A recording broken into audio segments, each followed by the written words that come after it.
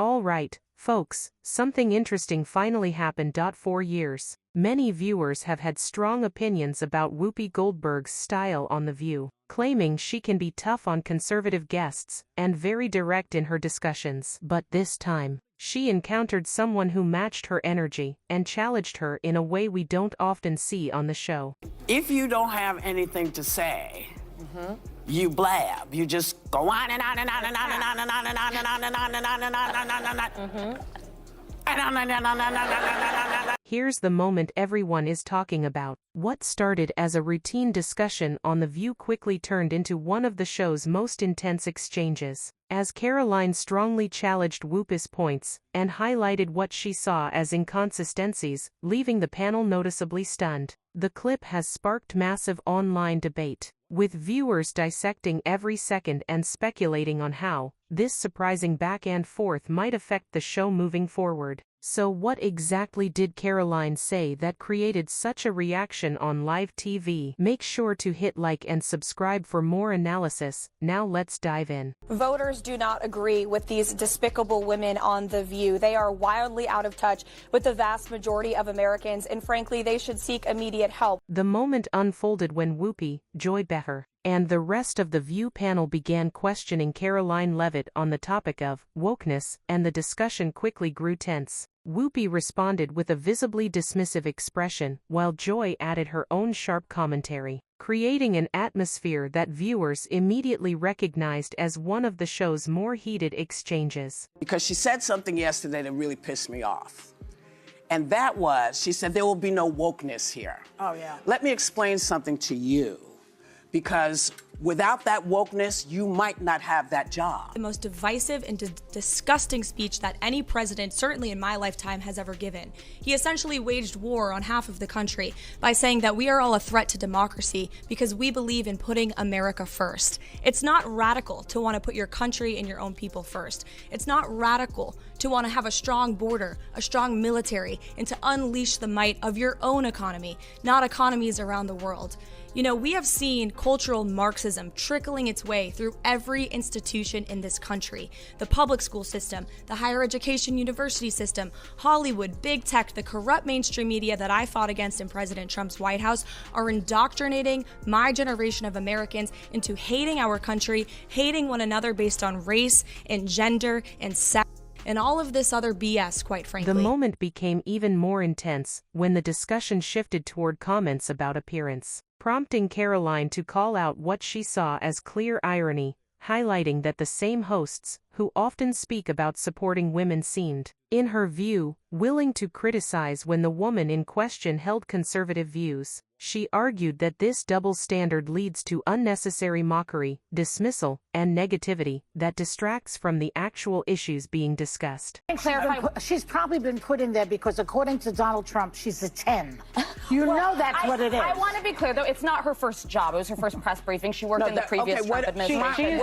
Karoline also emphasized that many young women in politics today have achieved a great deal in a short amount of time, and she contrasted that momentum with the way Whoopi responded during the exchange, suggesting that the tension on set seemed less about policy and more about differing perspectives and generational viewpoints, without reducing the discussion to personal insults or negativity. Do you want to take this? So, you cannot be attractive and smart? I will try to give Joy the benefit of, well, thank you. I try to give Joy the benefit of the doubt that she didn't see that briefing. Because if you saw that yesterday on numerous topics, no big binder, I think she might have had a different impression of this young woman who held her own. I mean, you would have to give her the benefit of the doubt that she did absolutely no research or reading about anything dealing with Karoline Leavitt before she made that remark. Because Karoline Leavitt worked, I mean, she went to St. Anselm College. She worked for WMUR Ran for Congress? In New Hampshire. She ran for Congress at the age of 25, put out a very good campaign. But the most striking part of the exchange was Karoline's composure. She remained calm, confident, and unshaken throughout, responding thoughtfully without hesitation even as the conversation intensified. She lost by 8 or 9 points, but she still put on a good campaign. Then she was the press secretary for the Trump campaign, going on TV literally every day. Well, heavily pregnant and a new mom. Pregnant. Yeah, she's a new mother. And then she goes out yesterday and gives And this, again, this is speaking very objectively, because I've watched every press secretary since going back to Marlon Fitzwater. Yeah, I'm that old. And she went out there for her very first briefing at the age of 27 years old, the youngest press secretary ever, and did a terrific job. Now, let's take a look at Whoopi's response. While it didn't introduce any new points to the discussion, it's important to present both perspectives so viewers can get a full picture of the exchange. These women are completely out of touch with reality, and you're right, ABC should wake up. I would like to talk about Joe Biden and Donald Trump, who you work for. I am stating facts that your colleagues have stated in the past. Okay, now, as I'm for sorry, this guys. debate, We're going to come back out to the panel. Karoline, thank you very much for your time.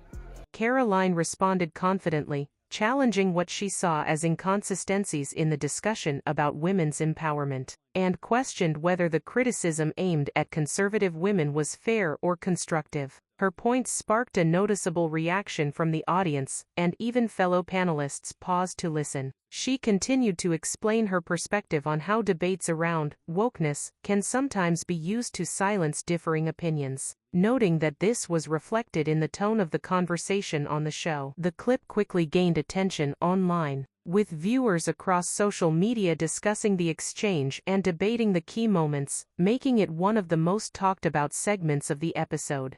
That was so good. So good. In a statement afterwards, this young lady claimed her, quote, on-air snub proves that you know who will not be treated fairly in the upcoming debate. Now, do you think this is going to make people doubt whether CNN can stay objective, or is this more the same of, everybody's against me, it's all rigged, I tell you. Is everything rigged? No, it's their MO. That's what they do. Rachel Maddow said last week, she's like, if the election is lost, it was rigged. If there's a debate, then the moderators are probably biased and they're prejudiced against me. After the episode aired, there was a noticeable reaction behind the scenes. Reports suggested that producers were concerned about how the discussion unfolded, sponsors were closely watching, and some longtime viewers were actively debating the situation online. Whoopi Goldberg was absent from the next episode, and ABC stated that she was taking time to reflect on recent discussions, a move that sparked even more speculation among viewers. With the show facing increased scrutiny and conversation